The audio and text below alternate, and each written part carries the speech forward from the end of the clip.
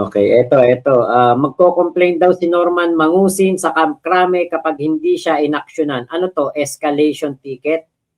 Nagtagpi-tagpi na naman ang istorya. Pati drone na nananahimik, pinalipad mo na. Akala mo yata eksena sa Batang Quiapo. O eto po yun.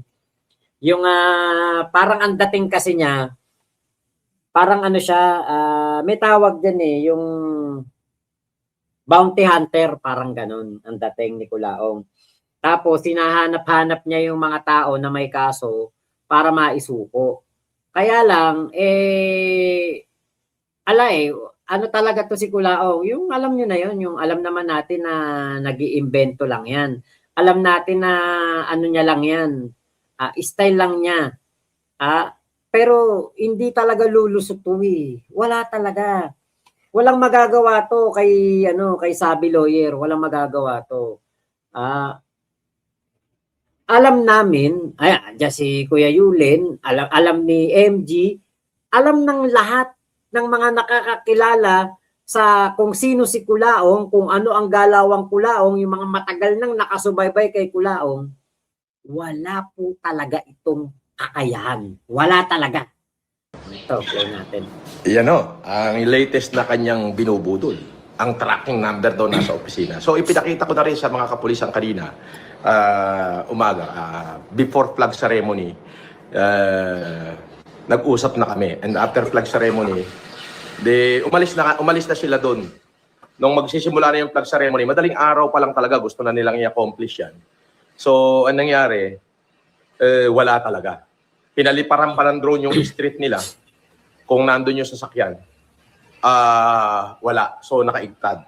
So, balik sila dahil magpa-flag ceremony yung mga polis. After flag ceremony, nilay down ko na lahat. Laging naka-face mask yan. Ito sa kotse niya. Ito yung driver niya. At ito yan. Nakita ng mga polis talaga, bukod doon sa pinakita ko na unofficial copy natin, nung chinek nila kahapon, yung kanyang iwaran ay existing ako at Ayan na. Anong araw ba kahapon, Kulaong? Sunday. Kasi ito, live niya to kanina eh. Kahapon. Bali, kahapon 12. Yung dito sa video niya na to, ang sinasabi niyang kahapon, Sunday. Sa nahuhuli ang hito? kahapon, yung kanyang ulit. chinek nila kahapon, yung Kulaong, huling-huli ka naman nagsisinungaling, gumagawa ka na naman ng kwento eh. Ay, gumagano na eh. ulit. Ito yan. Nakita ng mga pulis talaga, bukod doon sa pinakita ko na unofficial copy natin, nung chinek nila kahapon, yung kahapon. kanyang iwaran ay existing ako at large. At sinabi ko sa mga kapulisan, eto kung totoo yan, existing yung iwaran, existing ang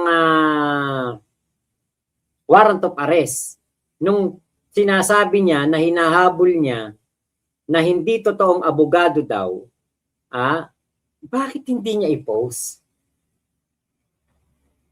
I-warrant yun eh. Available to public yun. Public consumption yun. Kasi lumalabas na yung tao wanted. Bakit hindi mo ma-i-post, Kulaong? Ngayon, Kulaong, i-post mo. Kung totoo yan. Sinasabi mo may i-warrant na yan. I-post mo. Hindi yung, kanina ka, mga ganun-ganun ka eh. Nagkakandautal ka eh. na magko-complain ako sa Camp Crame kapag hindi nyo inaksyonan to. So, action sila. Sabi ko, magpapamedya ako pag hindi nyo inaksyonan to. So, magpamedya ka na. Magpamedya ka na. Kulaong, alam ko kung magkano bayad sa media pag pinatawag. Tapos ano pa yan, pakakainin mo pa yan, buffet, catering. Hindi pwede yung ano lang yung merienda, yung mga food pack. May isang fried chicken, may gulay, may kanin. Hindi pwede yung ganun dyan kung magpapamedya ka. Pero kung mga potyo-potyo lang, katulad nung nag-i-interview sa'yo, ano ba yung ano na yun? Potyo-potyo yun eh. Na media, hindi lumaki-laki yung media na yun. Kasi ewan ko, parang ano eh. Mahina yung media na yun eh. Pag mga ganun, eh pwede na siguro yun. Sanda-sandaan, 200. Pero yung totoong media, GMA, ABS, Channel 2, News 5, mga ganyan. Nako, catering dapat yan. Kulao, may pang-cater ka ba? So, inaksyonan. So, yun. So, dito muna tayo nakapokus kay Susan Sabi. Kay Yancy muna tayo. Teka, Kulaong. Ayan. Mali, Kulaong. Maling strategy yan. Kasi si Susan Sabi, hindi mo namang kalaban yan talagang tunay. Hindi yan ang dapat mong pinupukusan. Pero kaya mo yan popukusan, kaya mo tututukan yan, si Sabi, kasi diyan ka nakakakita ng liwanag na akala mo yung liwanag na yon sa dulo ng kuweba na kinalulunggaan mo, kinalulugmukan mo. Akala mo yung sinusundan mong liwanag, yan yung makakapagpabuti sa iyo eh. Hindi mo alam, pagdating mo dun sa dulo, pag nandun ka na sa liwanag, yan na yung poposa sa'yo. Sa halip na liwanag ng buhay, ang makuha mo, liwanag ng karimlan ang makakamtan mo. Bakit? Huwag kang mag-focus kay Sabi. Ang fokusan mo si Makagago. 1,000,000 hakbang na ang iwan sa'yo ni Kulaong. Madadagdagan ng 10, madadagdagan ng 20. Paano mo mahahabol si MG kung tututok kay Susan Yance o kay Sabi? Diyan sa sinasabi mong hindi tunay na abogado. Mali. 'Di ba? Kung gusto mong matalo si MG, kailangan mong i-let go si Susan Yance o si Sabi o si sinasabi mong hindi tunay na abogado. Yan ang gawin mo, Kulaong. Wag kang, kasi ganito nangyari. Ang gusto mo, ma-distract kami. Nakapokus kami sa'yo. Ang gusto mo, ay hindi ka mabanatan. Kaya ang ipopokus mo ngayon, ikaw mismo nagsabi, ipopokus mo muna dito kay Susan Yance. Paano yan? Kung hindi naman siya yung nasa warrant of arrest. Paano yan kung matagal nang tapos yan? Kasi sigurado ko, Kulaong, kung tunay ang hawak mo na yan, may i-warrant pa, ipakita mo sa amin, i-post mo. Ba't hindi mo magawa? Public consumption yan. For public consumption yan, yung ganyang mga i-warrant. Diba? Pero wala eh. Kaya ang nangyayari tuloy ngayon, Kulaong, sa halip na makapuntos ka kay MG, ang nangyayari, tinatalikuran mo si MG. Kapag tinutukan mo talaga yan, si Sabi, baka magulat ka na nga lang. O baka makalimutan mo, kailangan mong umalis sa Biyernes. Kakahabol mo diyan kay Sabi. Hindi mo nga, kahit ikaw nga mismo, hindi ka sure kung si Sabi yan. VMware, shoutout Okay, Nimpa Landicho. Ang meron lang siya ay pabrika ng... pabrika, hindi ko pwedeng basahin yun pero ang ganda sana. Hindi na nauubusan, nakakadiri. The Hulk ng The Hulk. Nako, Alex, Jolem, hindi kasi manahimik, kahit wala na, mayabang pa rin. Boss Jen family, sino ang hampas lupa ngayon? Ikaw, Kulaong, o si The Kings? Hello ka ngayon.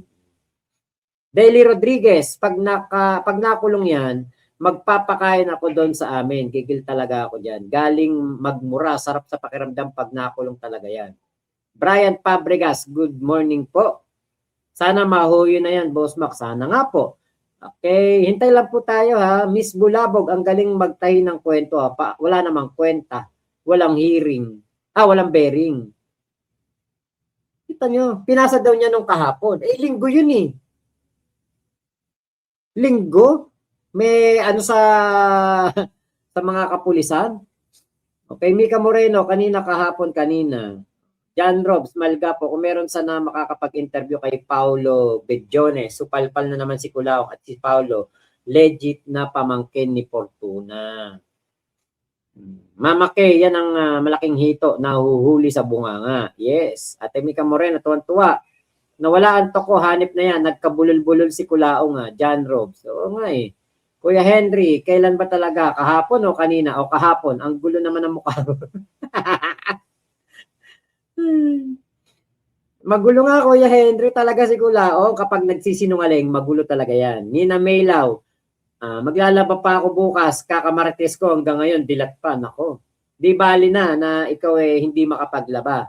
Basta wag lang masusunog ang sinaing. Ang layo no?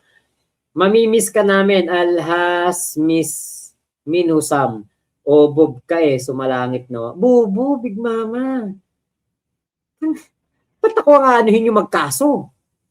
Ang dapat magkaso dyan, yung mga milyon-milyon ang nakuha sa kanila.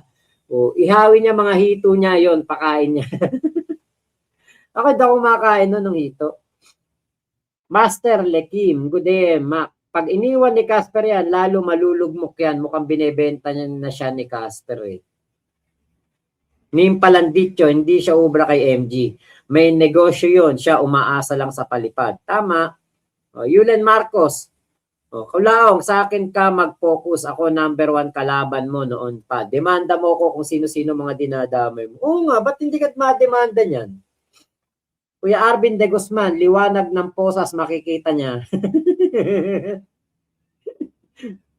Richmond, kalahate, wala kasing maibuta si Kulaong kay MG, kaya ginagamit si Sabi. Tama. Kay Mika Moreno, baka gusto niya po makasi. Ano yung makasi?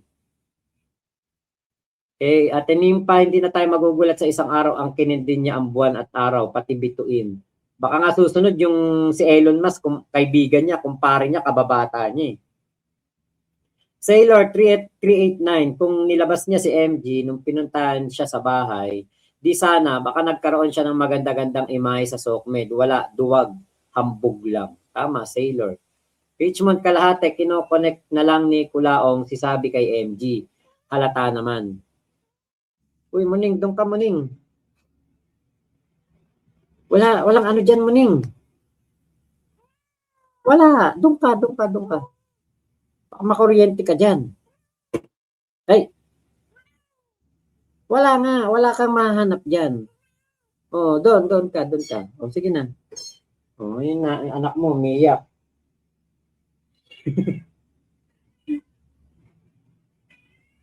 Roland Santos, binabaling niya ang atensyon kay Sabi para di siya mapag-initan at makadiskarte pa siya, galawang angat.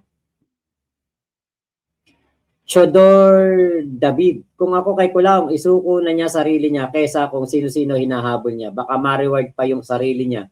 Pag sinuko na niya, baka magkapera pa siya. Pwede, no? Si Sabi lang kasi yung may maibubuta siya, Mika Moreno. Tama. Greg Kabiling, kaya niya tututukan niya, Sir Ma, kala niya, kikita siya.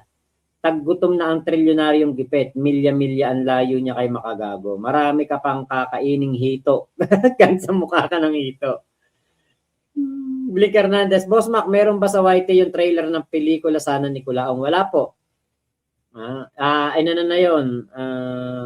Ginawa ng private nung director. Nina Maylu, ayan, bagay sa kanya yung hinarbest niyang hito kasing lansa ng dahak niya. Kay Chodor David, para hindi na mahirapan si Kulaong, hulihin niya sarili niya. Pusasan niya na. Kaya Jay-Z, pag gusto ko mabad trip si Mrs., magpe-play lang ako. Video ni Kulaong, matik. Bad trip ka agad siya, boses pa lang marinig. Yung palang dito, sana matawan ng mga nagpapalipad, niloloko lang sila. Tama. Sa uli, may plot twist yung sabi issue pala. Sense, coke, and pastries. Arvin, Lake Corner. J-Lab, AB, Norman, Decalibre na mahilig sa libre. Proud senior, hindi ako magtataka pag kinasuhan din to ni Sabi. Yun nga po, yung aking nga naiisip dyan. Arvin 20, attendance check. Ako din, di nakakain ng hito. Baka maalala ko mukha ni Kulaong. Ako talaga di kumakain yan. May nagtitinda rito sa amin, crispy fried hito. Hindi ako kumakain. Magtaka na tayo kapag sinabi ni Kulaong na pati mga dinosaur ay kababayan. Si dinosaur, actor. Good day, good vibes, Sir Mac Pub. Always watching.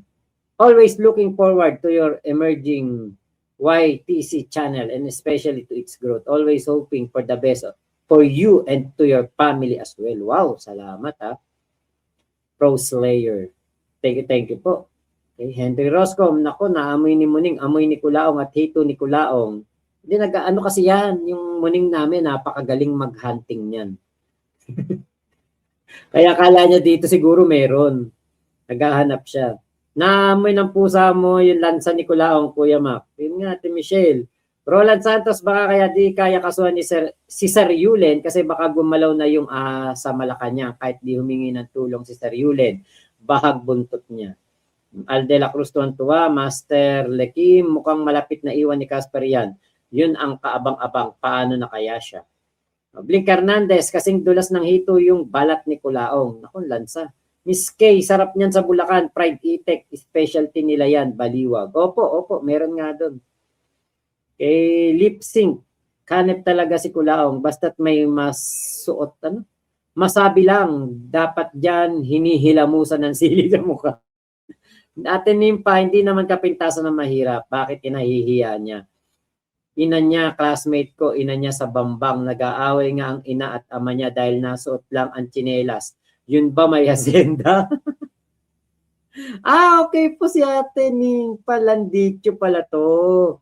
Yung taga Bambang. Oh. Ako po taga Santa Ana dati. Kaya alam ko yung Bambang, Taliptep, San Jose. Baka kasuhan siya ni Sabi, boss, Mac, patong-patong na naman. Yun nga sana nga, di ba, Night?